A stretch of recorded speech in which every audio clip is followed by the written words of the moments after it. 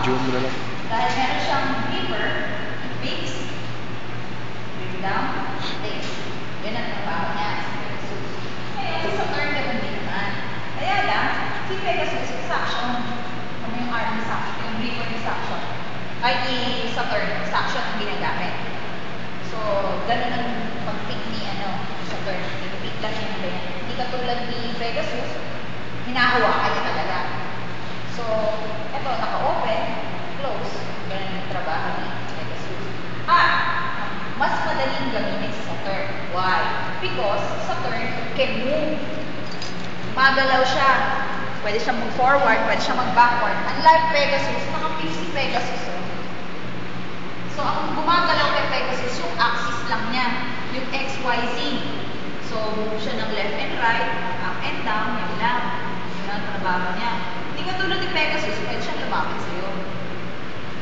Mas madali siyang i-operate. Ang ginagamit natin pang-operate sa kanilang robotic arm ay yung pitch pendant na yan. Yung parang yan. Pitch pendant. We call that pitch pendant. So basically, dito sa SIM laboratory, pwede kang mag-program kung anong gusto mong ipagawa. All in one sa isahang trabaho. Pwede natin siyang program with this host station. We call this the host station. Kasi pwede mo siyang program dito. Lahat yan tatrabaho ng isa. Now, hindi ako pwede mag-further discuss kasi nga, subject nito next set. So, dito, kung ito si ASRS, ang kasama niya yung conveyor, si Pegasus ang kasama niya, si Denford Micromill. Si Denford Micromill. Denford. Trabaho niya, nag-drill, nag-mill, nag-board. Ngayon, yung excessive materials itong mga dinidrill ninyo, hindi siya kumakalat kasi meron tayo, huwag dadaan sa pagitan ng pasina. Ito yung vacuum. Nililinis niya yung dumi. Ganun din naman dito kay Saturn. Meron din siyang microwave, nililinis din ng vacuum. So, wala siyang kalat. Now, after natin tapos yung pag-drill, meron tayong inspection. We call this camera. Meron tayong lights. Ito yung kanyang camera. Para makita mo sa computer kung okay na yung design mo.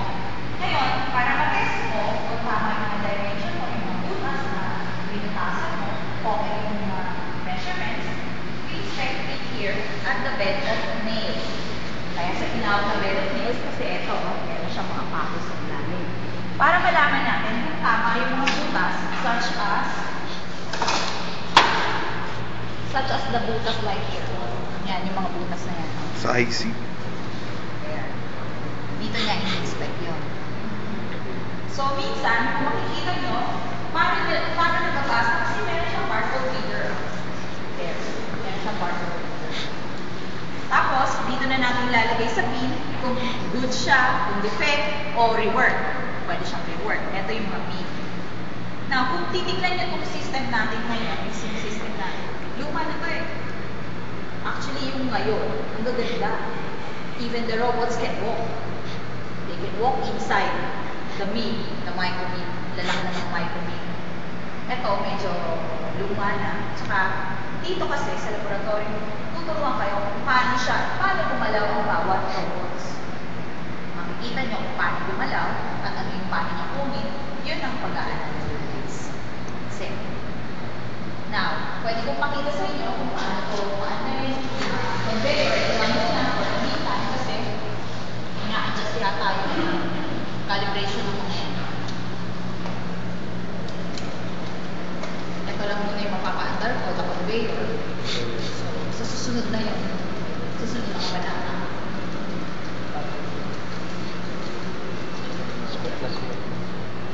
Any questions? PCB pala. PC. Yes. Yes. Yung dimension. Problema. Saka minsan, yung butas, di pare-pareho pag manual. Hindi katulad dito. Diba, pag nakaprogram na siya, pare-pareho yung butas. Sa Makuha, dati, yung time namin, ang project namin dito sa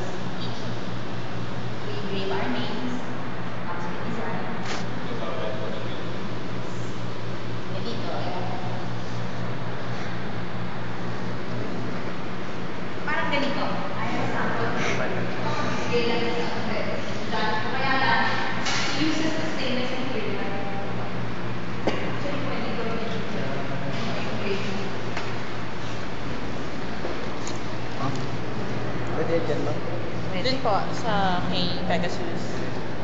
Kay Micromin. Kay Mike. Mike. Si Denford. Denford, Mike. At some point po ba may advantage si Pegasus kasi kaysa Yun lang. Yung moving na system. Yun lang ang advantage niya. Mas madali siyang turuan magtrabaho. Kasi, pag hindi niya na-pick ng tama, di ba? Yung center. Kasi, si Pegasus, stationary. Ang moving na ito. Hindi katulad ni Pegasus, you can walk back and forth.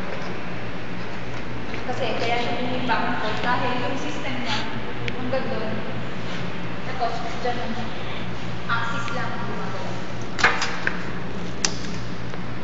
Pero yung mga model, ngayon, Pwede mo ilagay sa CD yan to. Lagay mo nga sa amin na. Ha? No. Tapos ilagay mo sa amin na. Bayaran ko. 100 yun. Ano na mo sa ano po kaya ba?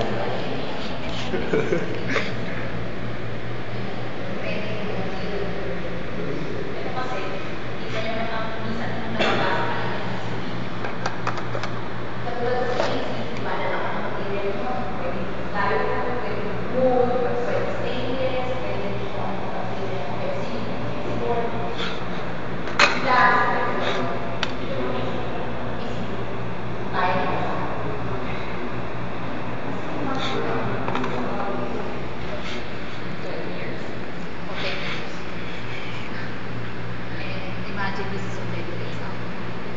Raised out na community. Lumang-luma na siya. Pero milyones pa rin daw. Milyones. Kaya ingat-ingat tayo sa gamit. Milyon.